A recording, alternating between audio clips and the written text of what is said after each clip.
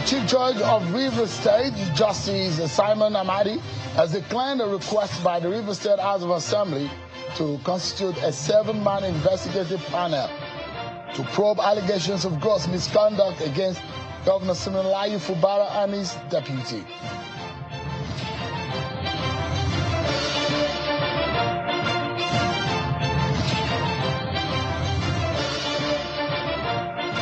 A new survey about the 2027 election reveals Nigerians' intention about the voting pattern and whether or not they would go out to vote on election day.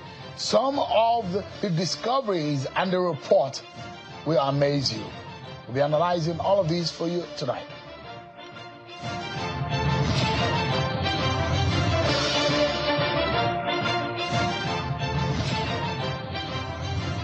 Hello everyone, welcome to the program. This is Politics Today, live on Channels Television. I am Sean Kimale right here in Abuja. Some very interesting conversation we'll be bringing to you tonight from the rivers of trouble and political crises to start of looking forward to what could happen in the 2020 elections and whether or not Nigerians are confident enough to go and vote in 2027. There are interesting perspectives to the report that has been obtained in a poll that is being conducted about the 2027 election. Stick around with me, everyone. I will take you a real dive into Rivers State political crisis and, of course, break down the figures that we have been able to come about with some of the civil society organizations that have gone around Nigeria, across the nation. Those who are in the southeast and the south-south who don't think that election of 2027 is worth their time, and we'll be finding out why. But before we get into our very first conversation tonight, let me serve you with some of your political roundup stories.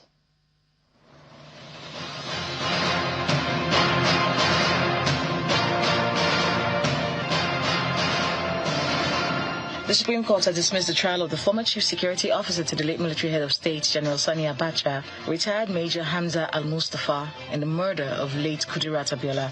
At the day's proceedings, Lagos State was slated to reopen the trial, but no legal representation was made, while no process was filed since 2014, when the order to reopen the case was granted in its favor.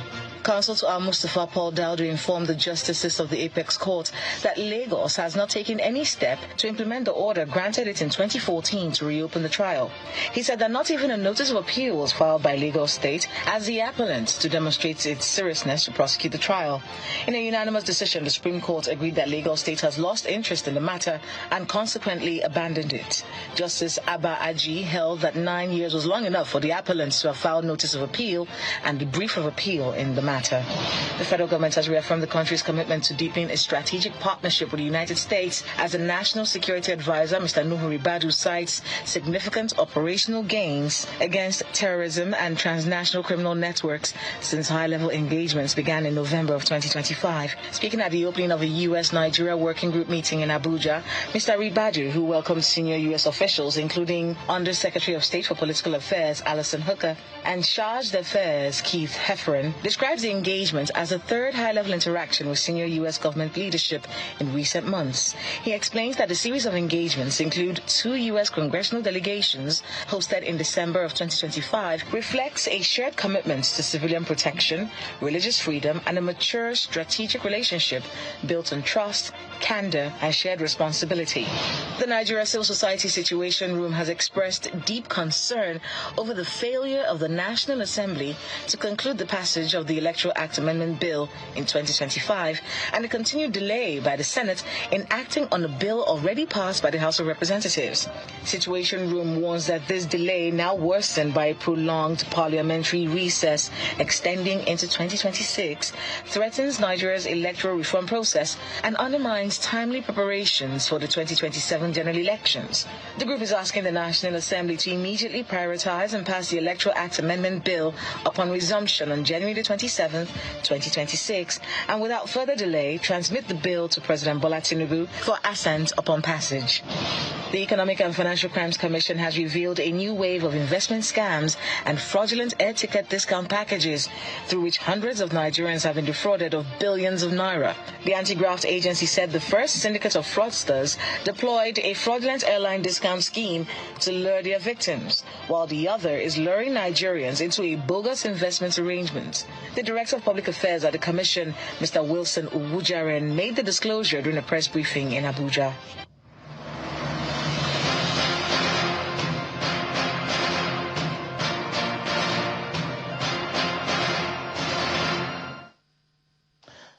Are you ready, everyone, to take this swim with me? I'll take you really into a very deep dive into the Rivers political crisis. So it begins, from the very top. This is the top of what could have been a roller coaster for Governor Siminalayi Fubara. Once these hurdles have been crossed in the constitutional process and the procedure of impeachment, it will have been a difficult turn for the governor. But the Chief Judge of Rivers State today, Justice Simon Amadi, says that he's going to decline a request by the Rivers State House of Assembly to constitute a 7-man investigative panel to probe allegations of gross misconduct,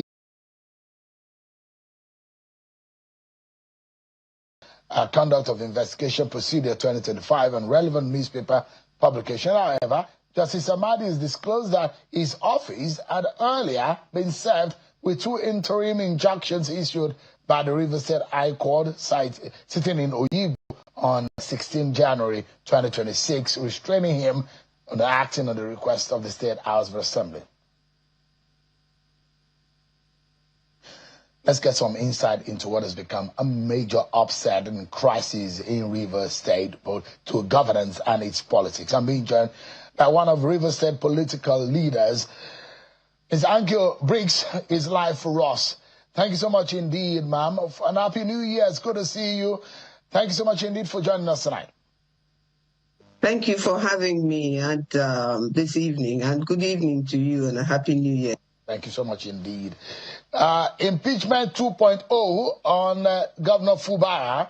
The last time around, you're one of those who thought that impeachment process on the governor will derail governance in the state and has caused a lot of trouble in the waters of Rivers politics. But again, the impeachment process is back again. We thought all was over when the president intervened, and I thought that everybody would go home and resolve their differences. But we're back here again talking about Rivers political crisis with what has happened today. The decision of the Chief Judge of Rivers State to decline setting up this committee, which is one of the constitutional procedure of impeachment on a governor. Let me get your view, your take on what happened today.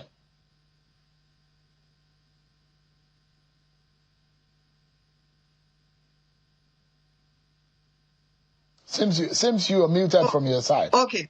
I've noticed that. Thank you. Yes, I think some may not agree with you that I'm a political leader, but I will agree with you and accept that definitely I am interested in what politicians do in my name, in Rivers State, in Niger Delta, and even in Nigeria. And so when we come to Rivers State, since 2023, when we look back and the shenanigans that has gone on and what I call political madness in Rivers State, to stop the governor, Governor Siminalayi Fubara, by all means necessary, from carrying out his constitutional duties to the people of Rivers State, is not news to anybody. And the very people who have been in the forefront, the State Assembly members that have been in the very forefront of making life difficult for Rivers people, not just, the governor is just one person. We're millions of people in Rivers State, and life has been very difficult for us. And that's because of the people that we're supposed to have elected to represent us. And I think I'm not a lawyer, but going through what the chief judge had said, it's like you cannot stop me from carrying out certain duties by going to court and getting a court order from doing certain things, and then get a judgment on it, and come back. Maybe you forgot that you've made this proposition, and that I am held back by you taking this action from actually doing what you're asking me to do in 2026 in Rivers State. So it's if it is not that it is painful that the people of Rivers State have had to endure this since 2023, it's comical. How did these lawmakers get here? And who really are they representing? Some of them are supposed to be lawyers. And so they don't even remember that they have gone to court to seek certain things not to happen in Rivers State, and then also turn around and want those things to be done in Rivers State, which is what the chief judge has said. I can't. My hands are tied legally and constitutionally. So for me as a person, I think Rivers people are beginning to see a light in the and we're going to breathe. We're going to begin to breathe. People's knees are going to come off governance in Rivers State, and I think it's for me. I'm relieved. I'm slightly relieved that we're finding ourselves in this position. But give me an idea, if you may. What do you think could be?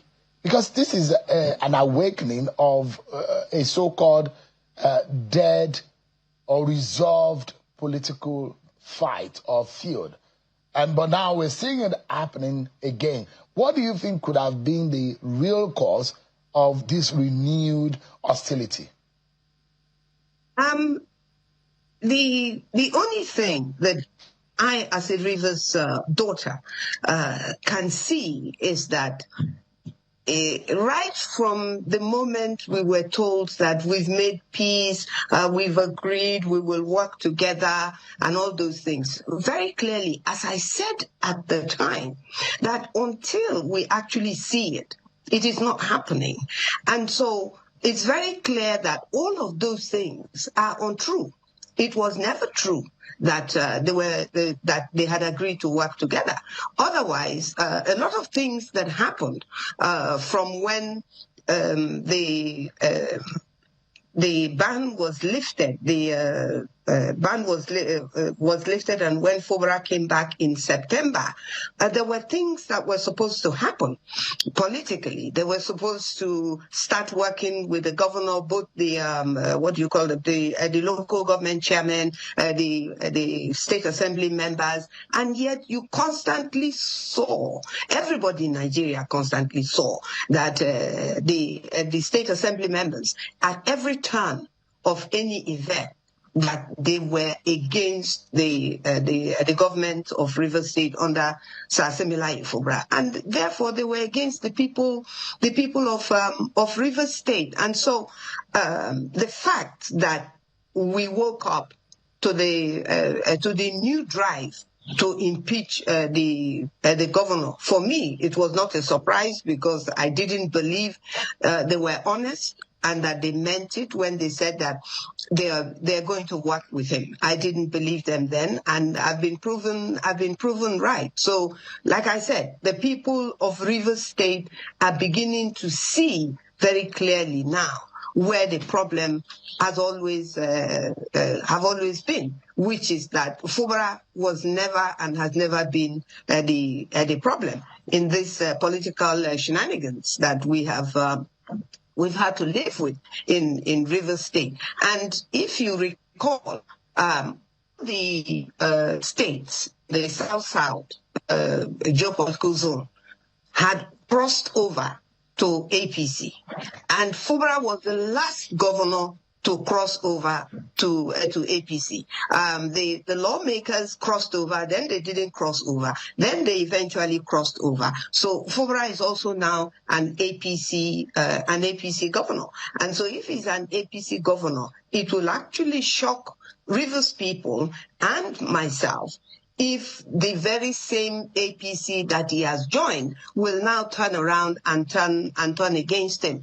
And because they want to do everything to remove him, they've just gone ahead to forget what the chief judge have reminded them about today, which is that he cannot constitute the 7-man or whatever man panel that they had called him to constitute, simply because they themselves have made it possible for him not to be able to constitute that 7-man panel to impeach the governor and his deputy. And mind you, if they had succeeded in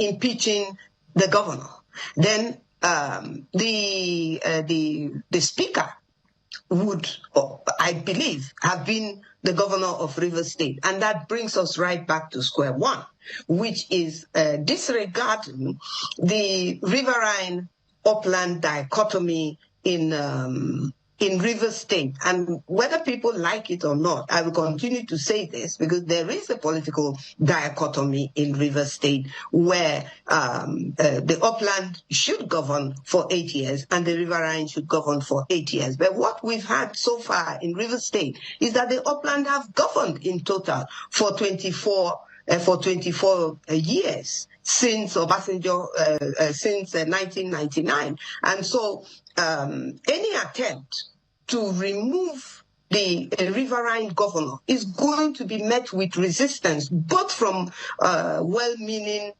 other ethnic nationalities in Rivers State and the riverine. But quickly, is it fair? I know that you are favorably leaned towards Governor Fubara, and you had always positioned to say, look, it's better to allow Fubara to be for the sake of governance of Rivers State. But there are those who say, so for some of you who have always blamed Nyesom Wike for the political trouble in the state, there are those who say, look, is it possible that Wike could be wrong at every time?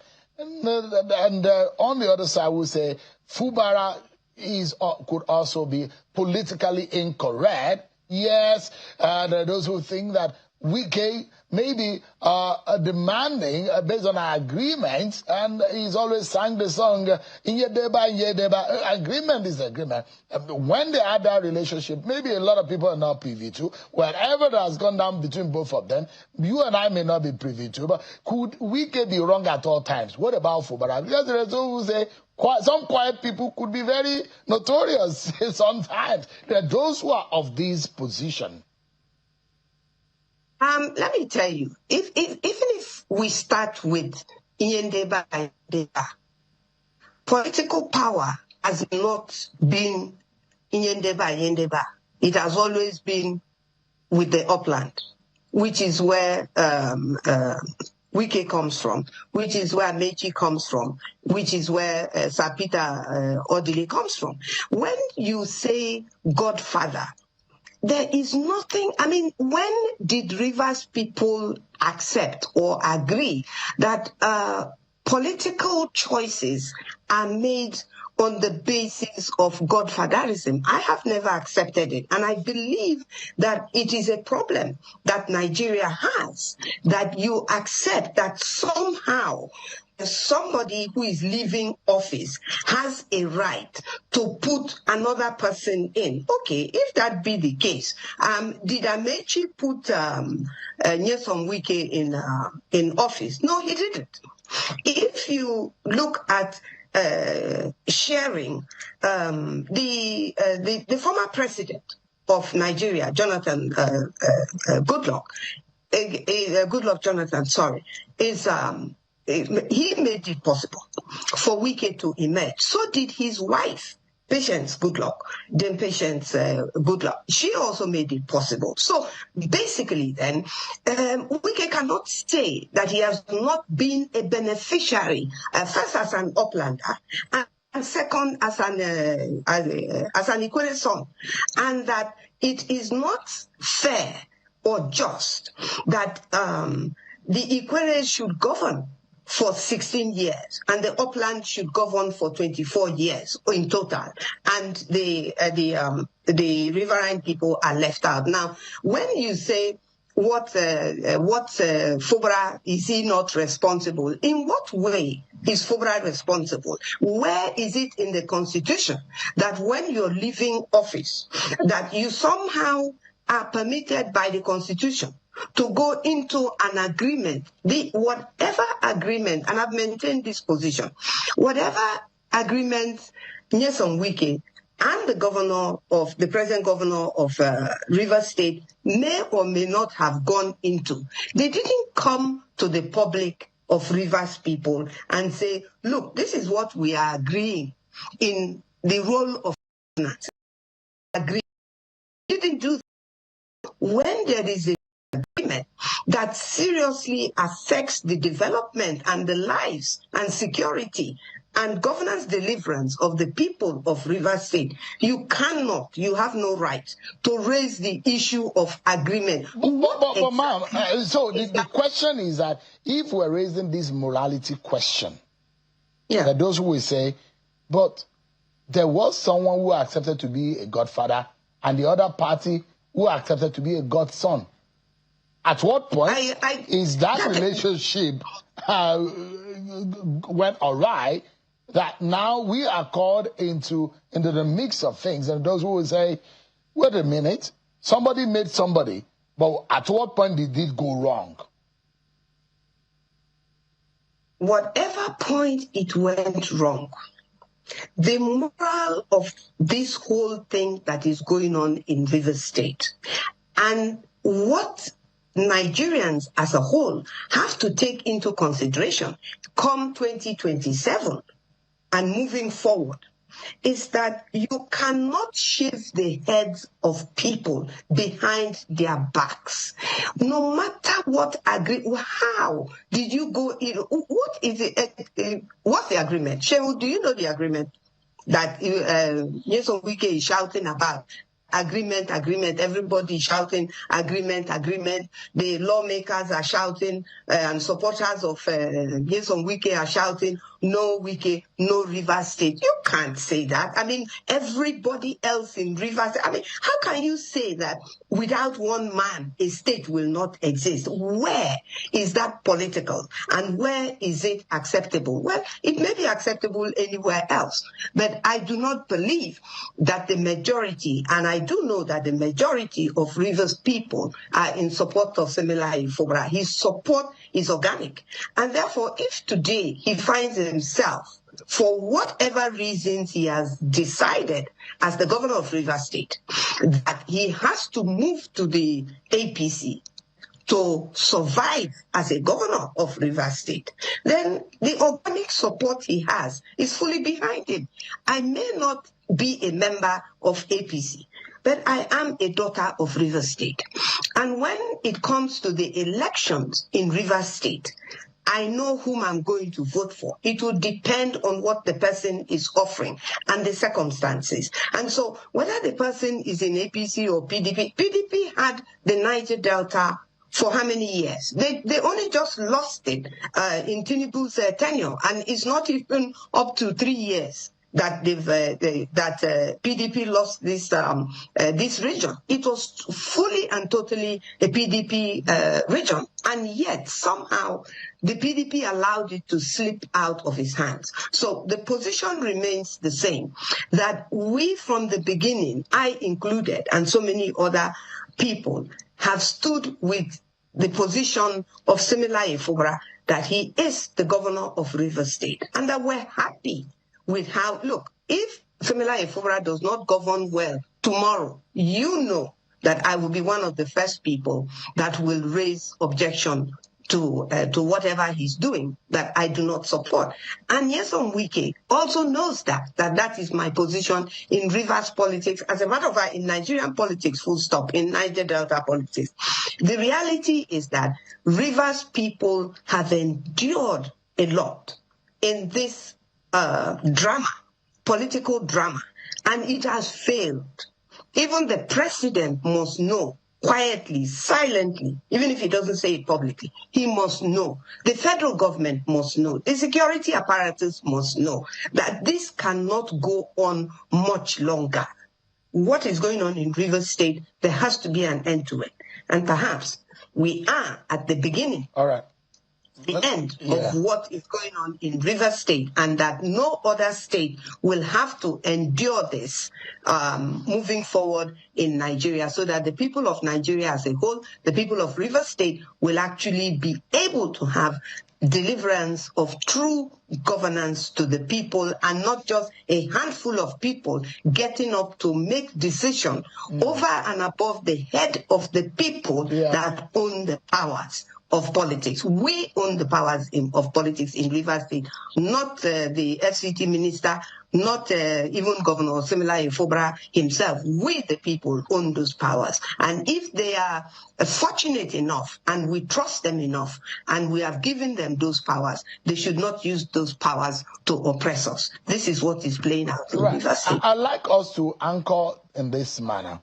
That those who believe that if this impeachment 2.0 is allowed to go through, that Governor Fubara will be gone, and that the president even might not be able to save the situation, and perhaps some of the bottlenecks that have happened now, legally speaking, might be a saving grace. But in totality, how do you hope that this conundrum can be salvaged? Who do you think can come into the mix of things to stem the tide? Because it does look like those lawmakers are not backing down. You need to remember what the speaker and how angry the speaker was, Speaker Martin Amaewhule, the day they moved the motion for the impeachment of Governor Fubara. It does look like they are not backing down. I mean, angry that what is happening, that Rivers State belongs to him, and that because he is the Speaker of the State Assembly, that his decision is final, and Rivers people have to take it or lump it. No. I want to believe that any reasonable person, any cautious person, even President Bola Tinubu himself, even the security apparatus themselves must realize that apart from the security issues that are now spread across the whole of Nigeria for one reason or the other, that to continue to allow the Rivers State House of Assembly members and the Speaker and some Ijaw people to say that what they want is that the governor of Rivers State must go, or Rivers State will not exist. How reasonable, I mean, how can any reasonable person even sit down and listen to that from the beginning to the end? It's not possible. Just for a moment, let me remind our viewers, and quickly I'd like you to wrap up on it. This was what the Speaker Amaewhule said, and his offenses, and he said these are the sins of Governor Fubara as far as the lawmakers are concerned. Let me remind everyone on what he said the day they moved the motion of impeachment. Those in favor that the allegations of gross misconduct against Her Excellency, the Deputy Governor of Rivers State, Professor Ngozi Umah Odo, DSSRS, be investigated should indicate by raising their hands. The clerk has ensured that the votes are counted. Those in favor that the investigation should proceed are 25 in number. Against, nil. Abstention, nil. distinguished colleagues, by this voting, the Rivers State House of Assembly has resolved that investigations against allegations of gross misconduct. All right, that was the day, and I'd like you to wrap up. What do you think this could, how do you think rather this could be salvaged? As far as I'm concerned, the people of Rivers State have the final say. And it's the members of the State House of Assembly that unfortunately do not have this knowledge that the power they claim to be exercising is not theirs to exercise. It's the people of Rivers State that own this power to exercise. I want to caution, and I'm calling on the federal government, and now I'm going to call on the president, and I'm calling on the political party APC, that they have received the governor of Rivers State as a governor into their political party, of which the Rivers State House of Assembly members are also members of that political party.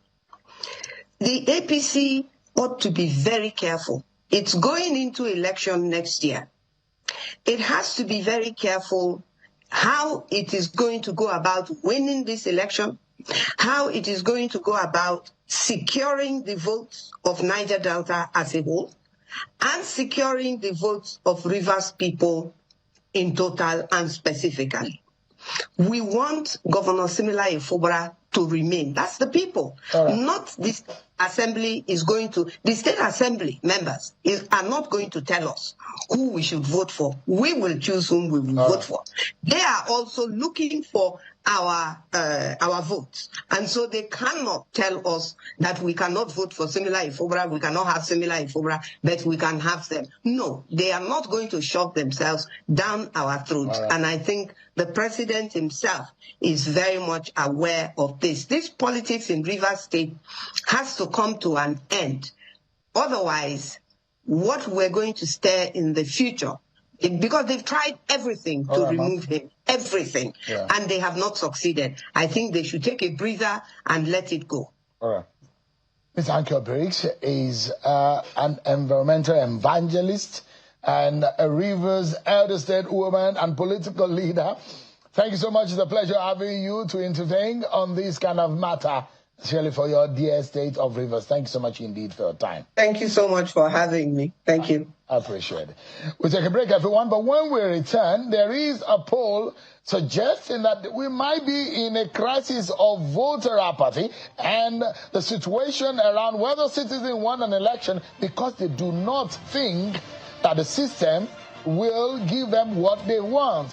Security and INEC's capacity to conduct the election gives them a lot of fear, and those in the Southeast and South have the least of confidence in the process. Thank you so much, everyone, for staying with us.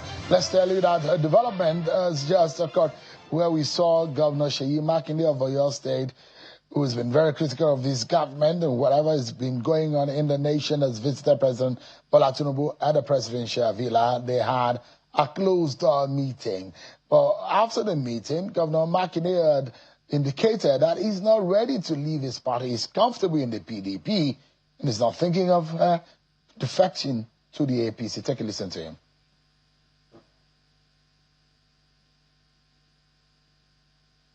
You know, all Nigerians must be concerned about, welfare of our people. What are the governance issues? This issue of insecurity, poverty alleviation. I mean, there are things that has no coloration of a party. As leaders, you know, whether president or governor of a state, those are things that we have to work together, consult with one another, and ensure that we can make life one shade better for our people. Sure. No, I'm comfortable in the PDP. And again, we may have issues in this country where you need bipartisan approach, where it won't be an issue of maybe APC talking alone or PDP talking alone, where we will have to look at what is the best foot forward, in the interest of our nation. So when you get to that junction, you need everybody on board. Thank you, Your Excellency. Governor Makinde says, I'm going nowhere, I'm staying put in the PDP. Well, let's get you to this side of the conversation. Nigeria is inching closer to the 2027 general elections. Fresh data is shedding light on what voters are thinking, what they fear, and what could ultimately shape turnout and outcomes. A new voter intention survey reveals growing concerns around security, trust in institutions, and the quality of candidates, alongside lingering questions about youth participation and regional confidence in the electoral process. Joining us tonight is the civic advocate and elections analyst and the executive director of Yaga Africa, Mr. Samson Itodo, to break down the findings in which Yaga Africa spearheaded with NOI Post to conduct these survey. Thank you so much, Samson, for joining us. Thanks, Sean. It's great to be back here again. Absolutely. Great. This time around, we're not talking about election figures. We're talking about how we want to leapfrog and look into the future of what the voters are thinking. And it's interesting that you and your organization, congratulations on that effort. Thank you. In bringing out this survey. Now we know what Nigerians are thinking. Yeah. So you titled it, Who Will Vote? The National Voting Intention Survey. And let's dig into it. What exactly do we know? What are the figures telling us something? Well, Sharon, I think it's important to note that we're conducting 4 different surveys, and this is just the first round, and it's based on, telephone interviews with Nigerians across 36 states and the FCT. One of the things that they told us is that they intend to vote, and 77%, of Nigerians intend to vote in the 2027 elections, based on the data that came from the field. But 42% say they fear, violence and insecurity. What that tells us is what we call, a paradox. Because on one hand, it appears that Nigerians are interested in voting. However, they have some concerns. And let's make it clear that this 77% is just intention. It doesn't mean that it will translate to actual turnout. And that's why the whole discussion is, if we already have 77% indicating interest, our task as a country is to ensure that this 77 actually show up. Which is a good number. Which is a very good number. If 77 of, we have almost 90 million or more registered voters, according to INEC data, of almost 220 million Nigerians, out of which we have almost half of that number are registered as voters. It's probably the number of 7-8 countries in Africa put together that we have on our database for our elections. And these 77% are saying, we want to vote. Actually, it means something. It means a lot that you have 77% of Nigerians saying they intend to vote. But the problem is something. The problem, the fear. It's fear. Majorly, 42% of them are saying electoral violence is their problem. Yeah. So Nigerians want to vote, but they fear for violence. And when we go through the data, you see the regional, distribution. But there are also other factors that they are more concerned about. But I think this is a positive. However, there's a huge concern about security. So let's look at the spread. The spread. Regionally. One thing that we found very interesting from this survey, that when you look at the pattern, you discover that the Northwest recorded 67%. So 67%, of the respondents say they are interested in voting, and then the Northeast. So the Northwest and the Northeast has the highest intention to vote. And we're emphasizing this intention to vote. When you look at, which of the regions have the lowest enthusiasm, to vote in the next election, one thing we found from this survey is that the least enthusiasm can be experienced in the southeastern part of the country. So that's south, and southeast. You see it's at 29%, and at 25%. And this is a major problem. You know why? On the nation's voter population or voter mapping, this region has the lowest voting population.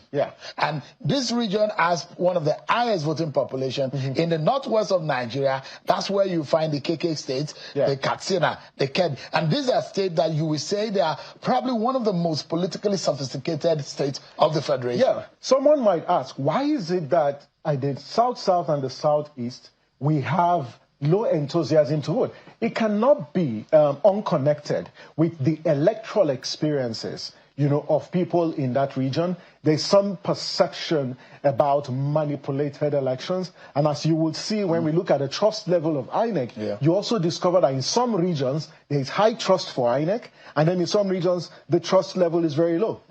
So let's look at what will be the drivers, the driving forces in the choices that people are going to be making. And the figures are saying security situation, 21%, quality of candidates, 21%, economic conditions, 17%. And those who will say, look, I don't care what economic situation in the country is because in other crimes, in the UK, in the US, this usually is a factor, is a key driver into how people want to vote. But here, some of the sample that have been taken, they say they care less about economic conditions. They're looking at quality of candidates, security situation. You know what's particularly striking in this round of the survey is this whole quality of candidates. And what it tells us is that Nigerians are not just voting for parties, they're actually voting for candidates. And what this question really says is, when we went to Nigerians and asked them, what are those factors that will drive you to vote in the next election? It's interesting to see that the quality of candidate actually came up. What it tells us is that Nigerians are paying attention to who is nominated by political parties to be on the ballot for 2027. Therefore, the message here for political parties, if you want voters to vote for you, you've got to take the whole candidate nomination process seriously, because Nigerians want candidates that have the competence, they have the character, and they have the capacity to lead. So I'm not surprised to see that it's actually 21%, and it goes neck to neck with the security situation. As much as everybody thinks that we need quality people, security is very key. And this is a very big one. I thought that at that forum I said, look, I'm very surprised that 45% of Nigerians say of the sample that have been taken say they have confidence in INEC. In fact, I thought it was going to be lower. We were also surprised because one of the reasons why the National Voter Intention Survey was conducted was because after the 2023 elections, the trust level in the electoral process reached its lowest ebb. Nigerians don't trust that their votes actually count, and we wanted to know if that would impact on the way they vote in 2027. And so it's just shocking to us that this is actually what Nigerians have said, that 45% do have confidence in INEC. 45% isn't, particularly good. But then this figure shows that even 50% of Nigerians don't trust INEC. That's what this is also saying. But if you look at, the regional distribution, you also see that somewhere around the southeast and the southwest, and south-south, that's where you have the deepest levels of distrust. This is not good. And the fact that the INEC chairman, the new INEC chairman, has recognized the need for INEC to inspire public confidence, I think is a unique opportunity that we all need to harness. Because when we conduct the second round, our expectation is that this would rise to somewhere around 60%. And it depends on how INEC is transparent with this process, what are the assurances it's providing, that there won't be multiple results, conflicting results coming from one particular polling unit, if it's consistent with how it takes its decisions as it relates to party registration, as well as candidate nomination. And you know how this is very much possible. INEC has 3 good windows. In the FCT local council elections, in Osun election and Ekiti election. These are good opportunity for INEC to raise the bar in the trust level or the deficit that of trust that Nigerians have. And if you look at it, something, the South-South and the Southeast, who say they don't not have as much trust in INEC, we know where that problem was. Remember the very first slide that talks about The South and the Southeast, that's right, having a low data on the trust in wanting to come out for the election. We now see where the problem is. They do not think INEC can deliver free and fair elections. What it tells us is there's a connection between the levels of trust in the election management body and turnout in elections. So if we are interested in raising turnout from 25% to 50%, then INEC, the security agencies, the judiciary, and our political parties do have a responsibility to inspire trust and confidence in Nigerians. Because if Nigerians don't trust that their votes will count, there's no damn way they're going to show up to vote. An interesting thing, I'd like a lot of Nigerians to look at this scenario. Maybe it also inspire them to come out in 2027. 2023 elections is probably one of the most keenly contested elections. You have never seen in the Fourth Republic where you have three candidates. The leading candidate had 8 million votes. The second, the runner-up had 6 million votes. The second runner-up had 6 million votes. There's never been an election since 1999 that you have this figure. Yes, you have 4 or 5 candidates who had good figures, but they've never had this neck-to-neck kind of vote. It means that there was a huge competition. There are candidates who have come with a huge support base, but as competitive as the election is, people did not come out. It has the lowest voter turnout. And again, you look at the gap between the winner of the election and the runner-up. It's probably one of the lowest that we have seen in the Fourth Republic. There's a lot of lesson in the election of 2023, but if voter turnout is better, we might see even a more competitive election in 2027. Well, let me shock you. I doubt if we will see a competitive election. And the reason is because of what you just said.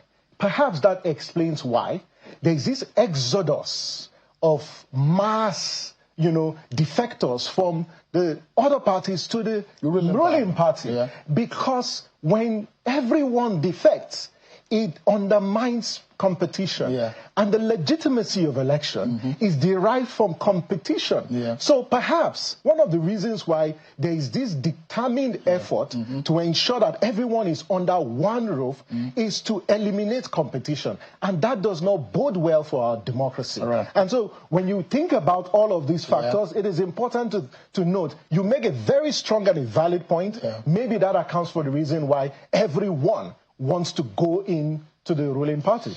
That is interesting. So the same way, Samson, that everyone ran into the ruling APC, the rest of everybody is also running into the ADC. So they are emptying the rest of the party to now have what everybody said it was a one-party state phenomenon is now becoming a two-party state phenomenon. But let's go on quickly. We have little time. Let's see how we can run through some of it. This is the most disturbing part. Again, not surprising, because what you see here is this youth paradox.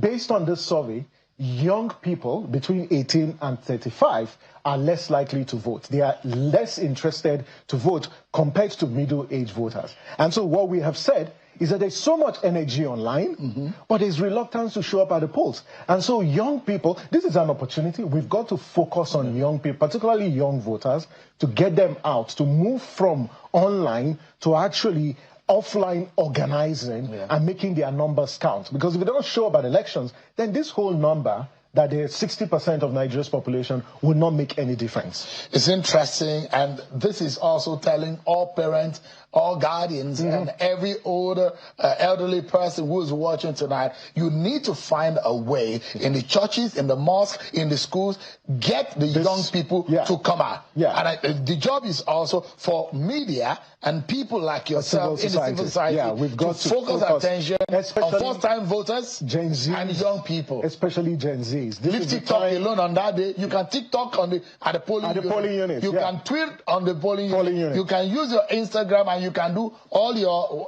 whatever, dance in front, do it at the polling unit on that day. So 76%, what is this figure telling us about those who are unaware of electoral reform? 76% of Nigerians say they are unaware of the electoral reforms. And this is why, there's a strong call that the Senate, once it resumes on Tuesday, that its priority should be pass the Electoral Act, because there are lofty provisions in the Act that will deepen the transparency of the electoral process. 60% say that voting is a civic duty and not a choice. This is remarkable that people see voting as a civic duty and not necessarily a choice. I think it's one of the positives from this survey.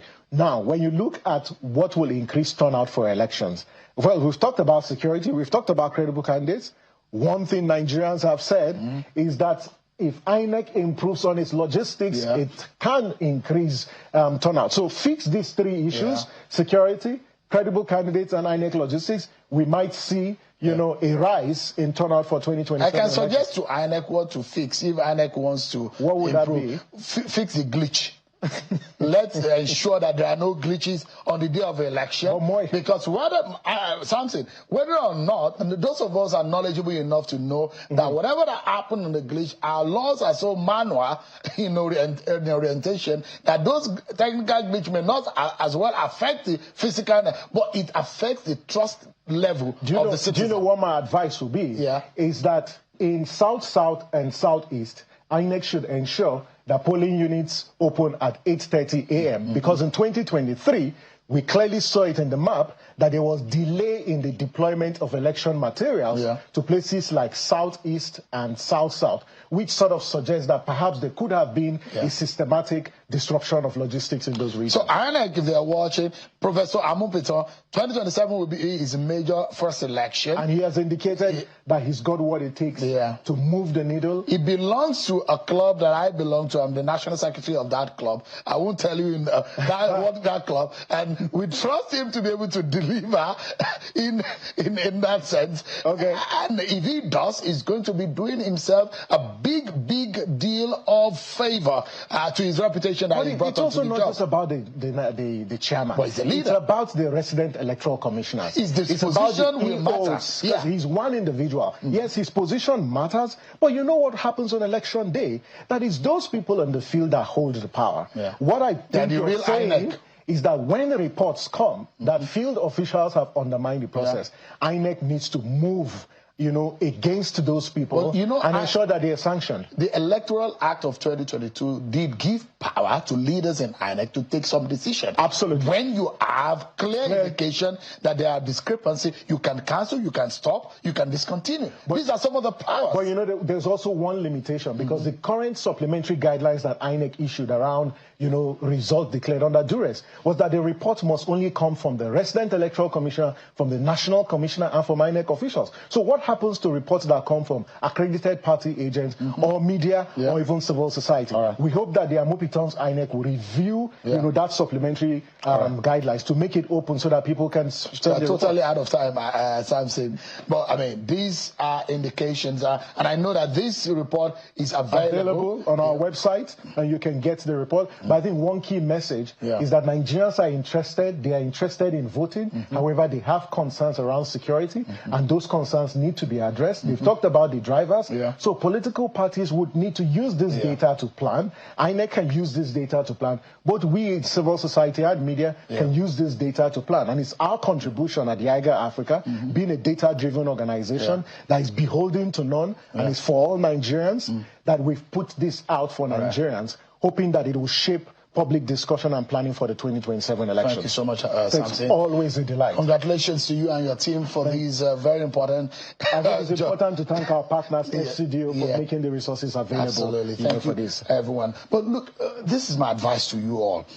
You can be the police of our elections. There is something in our constitution that is called citizen's arrest. That means citizens also can arrest a situation when you see that your rights are being trampled on. Your telephone is there, your gadgets are there. These are ways you can ensure that our elections are very credible. Well, many thanks everyone for watching tonight. I'm Sean Wakimale. God bless Nigeria.